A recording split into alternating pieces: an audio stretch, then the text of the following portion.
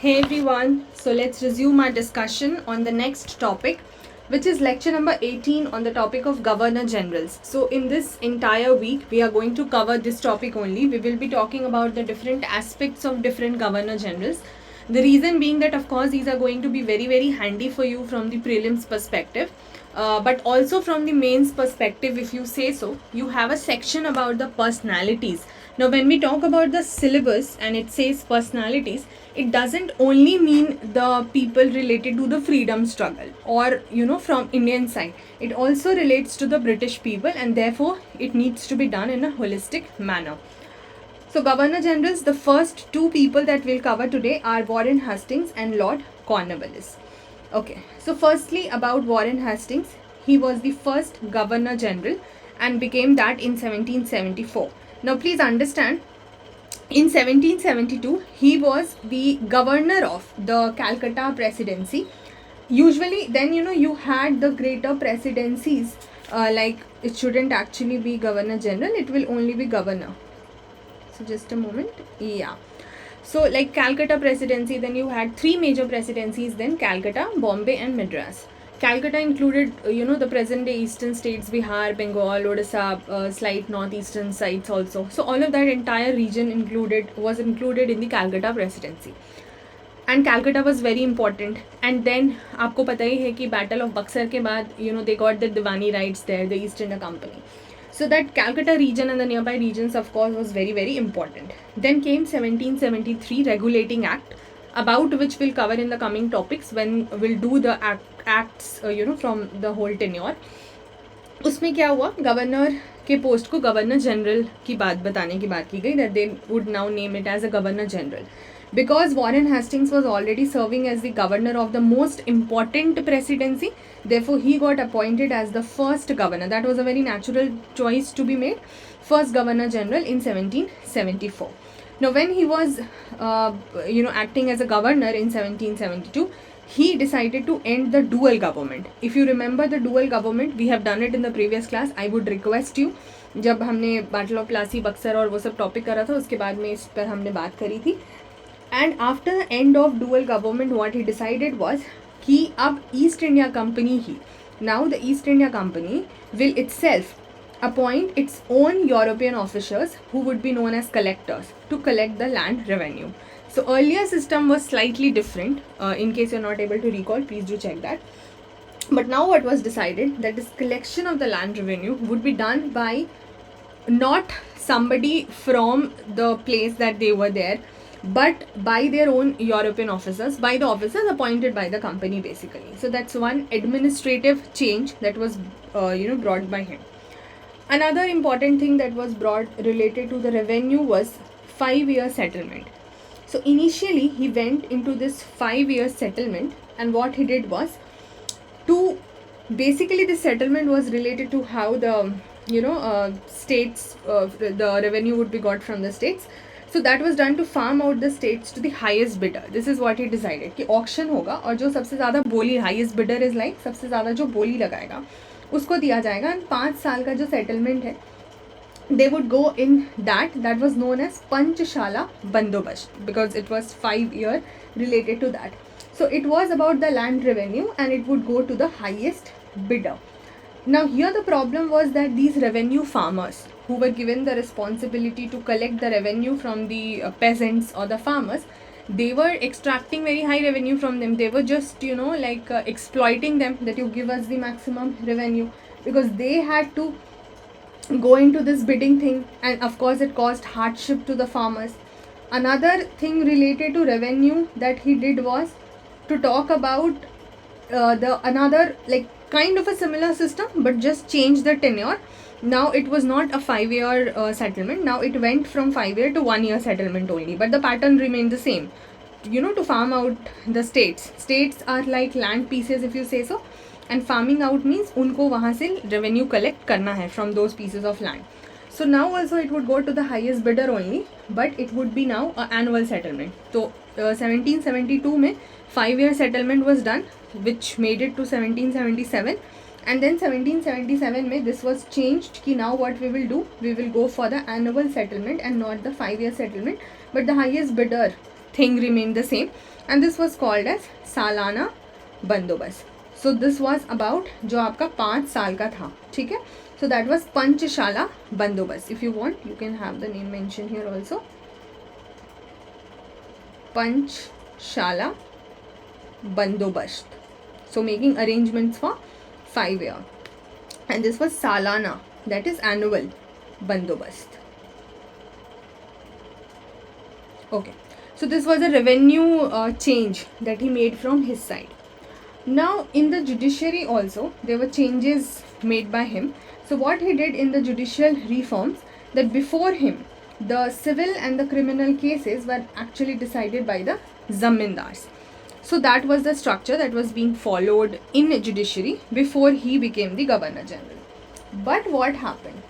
With his intervention, he built this entire judicial framework system as it was existing during the time, especially during the Mughal model. Mughal model को हम बोल सकते हैं कि replicate करने की कोशिश की. So he set up these two kinds of courts or adalat, which is Diwani Adalat, which would deal with the civil cases, and the Faujdari Adalat, which would deal with the criminal cases. Now here Hindu and Muslim laws were being focused on because उसी pattern पे उस time पर काम चल रहा होता था. But then he understood that to make people aware about, especially his personals, especially the British people, aware about the details of the Hindu Muslim law, and also people should know more about it, what he decided, translation of the Hindu Muslim law, that is court in Sanskrit, and that was known as the Code of Gentoo laws. तो ये आपको याद रखना होगा that it is related to the translation of these Hindu Muslim laws into Sanskrit. ठीक है, so this is the first point that you will have to remember. Another thing is about the kind of dual judicial system that existed then. Why dual judicial system? Not because of two kinds of courts, no. It was dealing with the civil and the criminal matter separately. But the dual system, because they were following the Hindu Muslim law, but because of 1773 Regulating Act, it was also decided to set up a Supreme Court at Calcutta, which of course was following the English law. ठीक है, so English law में इनसे यही बात की गई थी कि यहाँ पर they will continue to have the trial of all the British subjects by this court, Supreme Court, which will deal in the English law, which means British law. So this kind of a dual system in the whole legal phenomena in that point of time continued throughout the East India Company ruled in India. So they had Hindu Muslim law also in different format existing, and the English law also taken care of by the Supreme Court. Apart from his different reforms, there is an important part which we have done earlier also, that what was the expansion done during his tenure. So expansion under Warren Hastings included the first Anglo-Maratha War, which we have covered, and the second Anglo-Mysore War, which we have covered. So you also need to remember these. Please check all the previous videos about the Anglo-Maratha Wars and the Anglo-Mysore Wars so that you will be reminded of whatever we have done. Important policy that was you would say used by him was, although you will study about this more in detail जब आप करोगे the topic of princely states, but यहाँ पर एक policy जो है उन्होंने use की, which is known as the policy of ring fence, and you never know if they ask you to write a short note or something like that on it. Now what was the whole idea of this policy of ring fence by Warren Hastings? The whole idea was to create buffer zones to defend east India companies frontiers, यानी east India company के जो सारे दायरे हैं, boundaries हैं, frontiers हैं, उनको defend करने के लिए they would have a buffer zone around it. It will be the policy of defence of their neighbours frontiers, अपने आसपास के नेबर्स एज इन जो स्टेट्स होते थे वहाँ पर उनको डिफेंस करने के लिए, ताकि उनको if they will defend their the neighbouring territory, the neighbouring frontier, of course their own territory will be safeguarded. So that was the whole idea. एक फेंस क्रिएट कर देना है ना, एक समथिंग लाइक दिस, मतलब just to show you, fence would be like buffer zone, ताकि उस बीच में कोई भी इन पे अटैक ना कर सके. So that was done to safeguard their own territories, and using this policy was very much evident in. So this policy was actually reflected in his war against the Mysore and the Marathas. It was pretty much evident there. Apart from that, also to safeguard against the dangers coming from whom? From Afghan invaders. You know about the invaders, Ahmad Shah Abdali, and also the Marathas. What East India Company did was they organized the defense of frontiers of Awadh.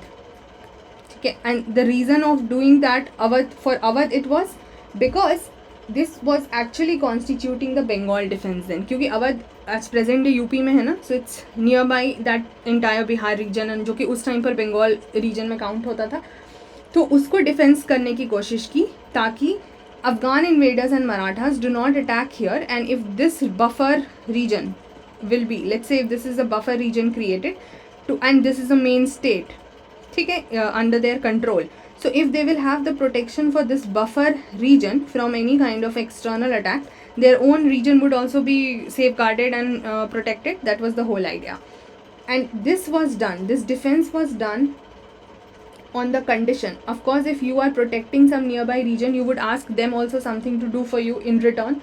So that was done on the condition that Nawab of Awadh would defray the expenses of defending army. The whole idea was that I will defend your territory, which is the Awadh region, ताकि my own Bengal region gets protected from any kind of external attack from either Afghan invaders or Marathas, etc. But you will have to defray the expenses, which means you pay the expenses of the defending army. So here, you know, it was a kind of a system, you can say that, okay, he was assuring the military assistance, against external aggression,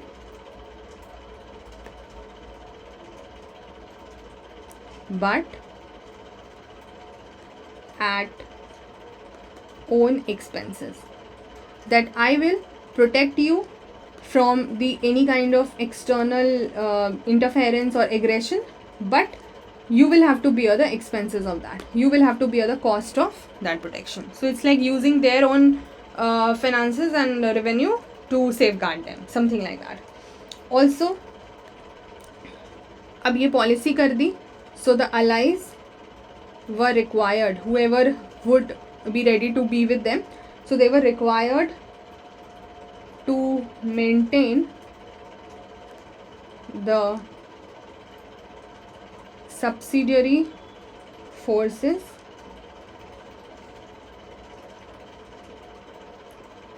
that were to be organized, equipped and commanded by whom? By the EIC officers, and they will be in turn paid by the rulers of the state. So they will take care of the military, they will take care of the forces, and the rulers of the state will pay them. Okay? So when you will study in the later phase about Lord Wellesley in the next class, and we'll discuss on the subsidiary alliance system, about which you would have heard like n number of times.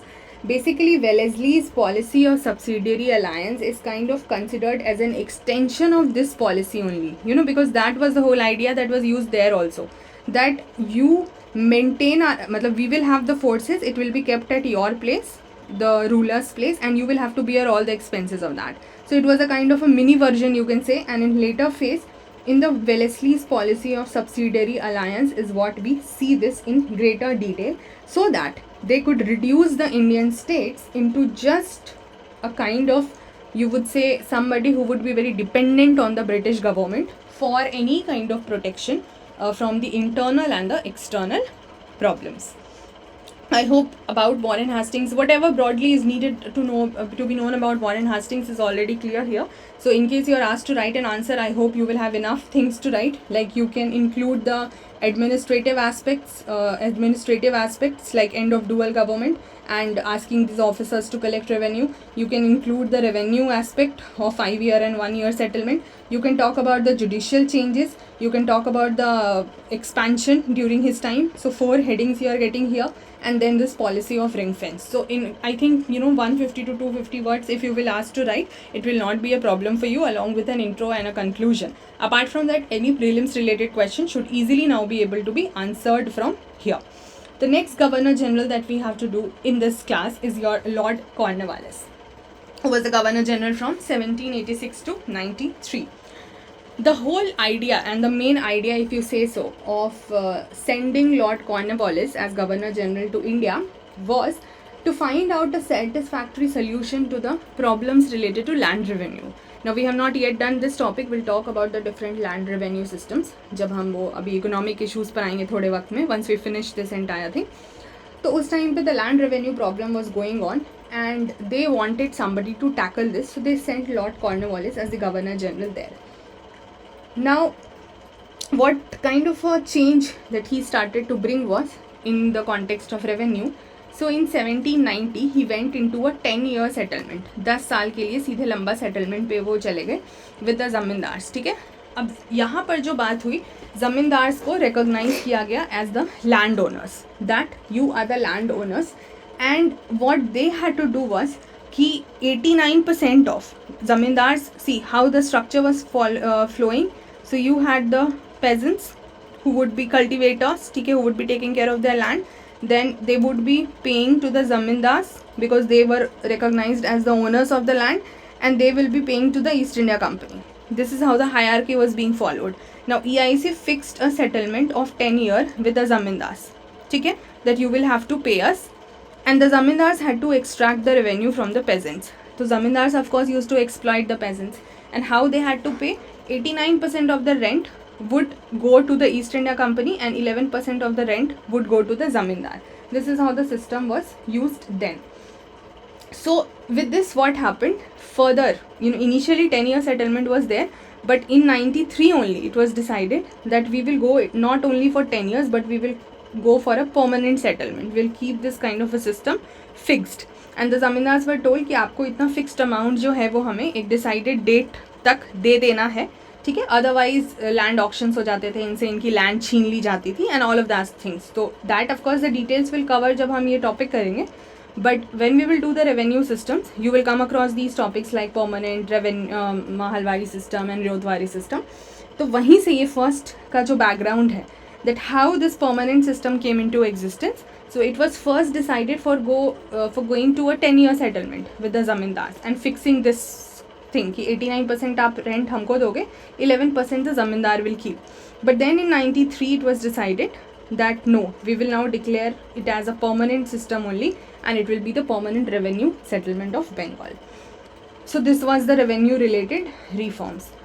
Also in judiciary he played some role. So what he did was in 1793 he compiled his judicial reforms, okay, whatever he has understood based on the idea of separation of power, that one organ will have apna one power, one organ will have one power, or one authority will have one power. Now so he compiled all of that into this Cornwallis code. मतलब उनके जो code है उसको Cornwallis code basically जानते हैं. And on the basis of this Cornwallis code, it was decided that the judicial powers will now be given to the new class of officers who will be known as the district judge. So earlier collector जो है उसको भी बोला जाता था, but now the collector will only have to administer the revenue part. ठीक है, collector का काम अब क्या होगा, कोई जुडिशरी रिलेटेड चीज़ नहीं होगी. कलेक्टर का काम होगा only to collect the revenue and see the collect as in to administer the revenue process. Judiciary के लिए we now have another post which is of district जज.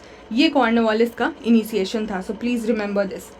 Also he started to bring or reform certain things in the criminal law. So he's had certain changes in the criminal law. he knew, because in the Faujdari Adalat, earlier, which was established by Warren Hastings, so it was following the Muslim laws, and he knew that the Muslims were considering, their laws to be divinely ordained, which means it has been given from the divine structure. Still, the British decided to have some reforms or changes in the criminal law. So here the problem was that, the judicial functionaries, the traditional ones, जो अभी तक काम कर रहे थे, now they all were replaced by the European judges. Up there was this issue that, of course, his idea was to give equality. The whole idea was equality, that okay, we will have the kind of a system, we'll give the British also the power, and जो अपने laws हैं ये सब तो वो consider कर ही रहे थे. But it kind of created very you would say something not which was very much accepted by the people immediately, because the entire new judicial code that he had come up with was actually very unfamiliar to the normal people, to the common man. For them it was beyond their comprehending abilities. Also, when they understood that now the European judges are replacing the traditional judicial functionaries, जो आपके हिंदू मुस्लिम side से अभी तक judicial functionaries थे, so for the common man it was not that easier to be accepted. Also, he had taken certain steps to suppress bribery and corruption. Unlike the previous people like Robert Clive or Warren Hastings, he was not into, and they were very corrupt. So, they were actually humiliated also in the British government. But this person, Lord Cornwallis, did not have greed for money. So, he very much made it clear that the East India Company's employees are not supposed to indulge in any private trade. Also, each of the officer will have to declare his property under oath. ठीक है, अभी जैसे क्या होता है, if you have to contest election, आपको अपनी property details देनी है.